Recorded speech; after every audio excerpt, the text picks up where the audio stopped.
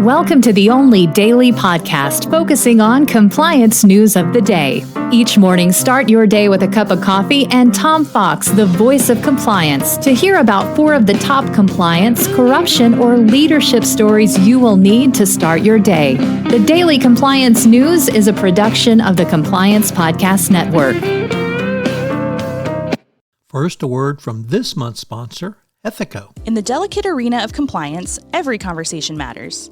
Traditional methods can leave callers feeling unheard, but Ethico changes the game. Our empathetic interview technique reshapes compliance calls into powerful, compassionate interactions, ensuring no crucial detail is missed. It's about creating a conversation that matters, that resonates, that makes a difference. Be the change in your compliance approach. See the transformation for yourself at ethico.com/CPN. Book a demo, try our free ROI calculator, and explore the white paper by Tom Fox, The ROI of Compliance.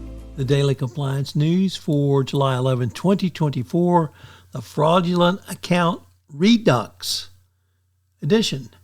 Third Fifth Bank has to pay $5 million to settle auto insurance allegations. About 1,000 customers had their vehicles repossessed wrongly after faulting on monthly payments that included charges for unnecessary insurance. The bank forced auto loan customers into duplicative auto car insurance policies that made their monthly payments much more expensive. The CFPB said in a court bank filing the Ohio bank had improperly applied about 37,000 insurance policies between 2011 and 2019. Banks behaving badly. Imagine that.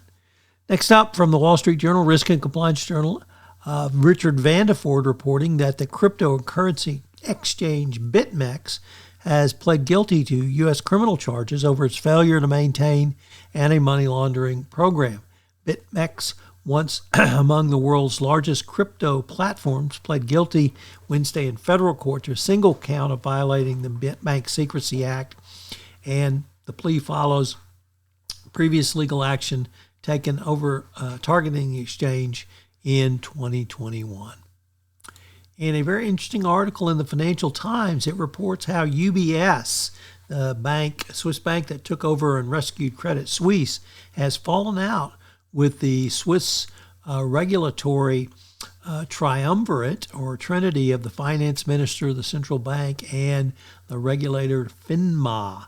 UBS certainly believes that it went the extra mile and should be given more than simply a pat on the back by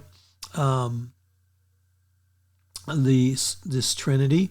And 16 months after closely collaborating on the most significant bank takeover since the 2008 financial crisis, the two sides are publicly quarreling over a series of issues from executive pay to capital requirement.